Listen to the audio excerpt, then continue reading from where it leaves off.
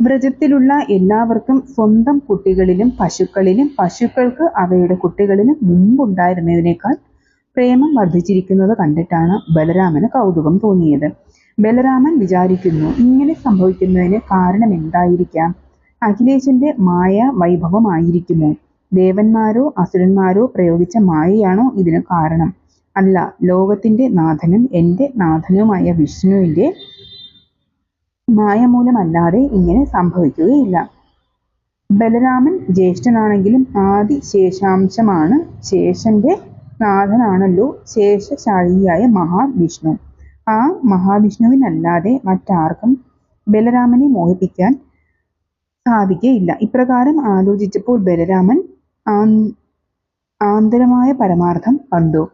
ബലരാമൻ ഇപ്രകാരം നന്നായി ആലോചിച്ച് പശുക്കുട്ടികളെയും സമപ്രായമുള്ള ഗോപകുമാരന്മാരെയും ജ്ഞാനമായിരിക്കുന്ന കണ്ണുകൊണ്ട് ശ്രീകൃഷ്ണനായി കണ്ടു.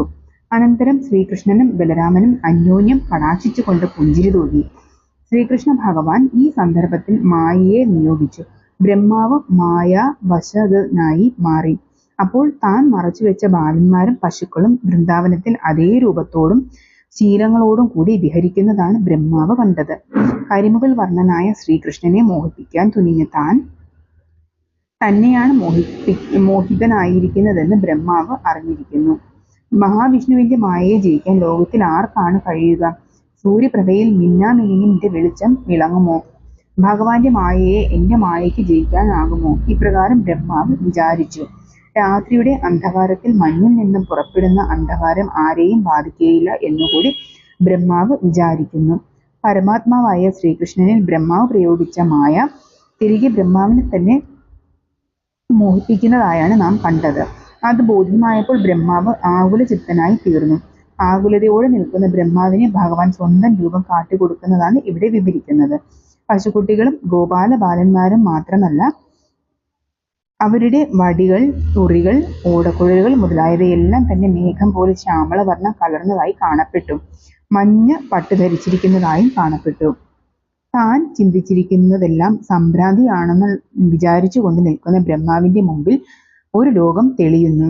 കൃഷ്ണനും ഗോപാലനും പശുക്കളും എല്ലാം ഒരുപോലെ ഈ ലോകത്തിൽ വിഷ്ണു രൂപമായിരിക്കുന്നു.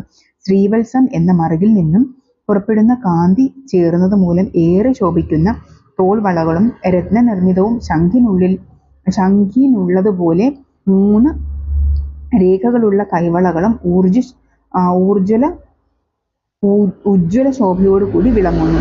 പാദങ്ങളിൽ ചിലമ്പുകൾ, അരയിൽ അരഞ്ഞാണുകൾ, വിരലുകളിൽ മോതിരങ്ങൾ മുതലായ ആഭരണങ്ങൾ, അർക്കമണ്ഡലത്തേക്കാൾ ശോഭിക്കുന്ന മകുടങ്ങൾ, മഞ്ഞപ്പട്ടിനാൽ ശോഭിതമായ ദേഹങ്ങൾ, മന്ദഹാസം തൂകുന്ന വദന പങ്കജങ്ങൾ, ഇതുപോലെ അംഗപ്രത്യയം വിഷ്ണുരൂപികളായി അവിടെയുള്ള സർവവും കൃഷ്ണശോഭയണിഞ്ഞു കാണപ്പെട്ടു.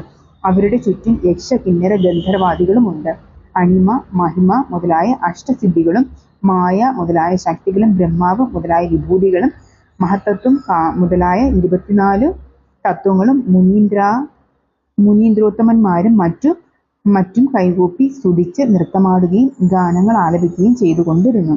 ഒരു ബ്രഹ്മാണ്ടത്തിൽ ആരെല്ലാം ഉണ്ടോ അവരെല്ലാം ഓരോ വൈഷ്ണവമൂർത്തിയുടെയും ചുറ്റുമുണ്ടെന്നുള്ള സാരം. ഒരു ബ്രഹ്മാണ്ടത്തെ സൃഷ്ടിക്കാൻ അധികാരമുള്ള ബ്രഹ്മാവിന് അനേകം ബ്രഹ്മാണ്ടങ്ങളും അനേകം ബ്രഹ്മാക്കളും ഉണ്ടെന്നാണ് ഇവിടെ വെച്ച് മനസ്സിലാകുന്നത്. ബ്രഹ്മാവിന്റെ അഹങ്കാരം ഇതോടുകൂടി അവസാനിക്കുന്നു.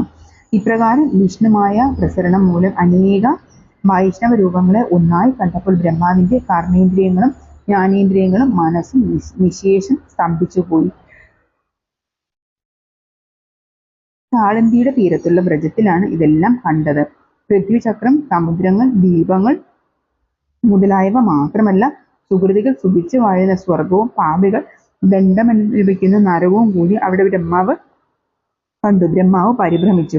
പാലാഴി പരമാനന്ദ സ്വരൂപനായി യോഗനിദ്രയിൽ ലയിച്ചിരിക്കുന്ന മഹാവിഷ്ണുവിനെ അപ്പോൾ ബ്രഹ്മാവ് പ്രത്യക്ഷമായി കണ്ടു. ഏതൊന്നിന്റെ നാശരഹിതമായ മഹാപ്രഭയാൽ ചരാചരാത്മകമായി കാണപ്പെടുന്ന സർവ്വലോകവും വിളങ്ങുന്നുവോ ആ പരബ്രഹ്മ സ്വരൂപമായി ഗോക്കളെയും പശുപാലന്മാരെയും മറ്റും സർവത്തെയും ബ്രഹ്മാവ് ഏക കാലത്തിൽ കണ്ടു എന്ന് മൂലകൃതിയിൽ വിശദമാക്കിയിരിക്കുന്നു. അനേക വൈഷ്ണവ രൂപങ്ങൾ ഏകകാലത്ത് ദർശിക്കാനിടയായത് മൂലം ബ്രഹ്മാവിനുണ്ടായ പരിഭ്രാന്തി കുറച്ചു നേരം കൂടി തുടരുന്നു. ഈ അവസ്ഥ ബ്രഹ്മാവിനെ എവിടെ എത്തിക്കുന്നു എന്നാണ് ഇവിടെ വിവരിക്കുന്നത്.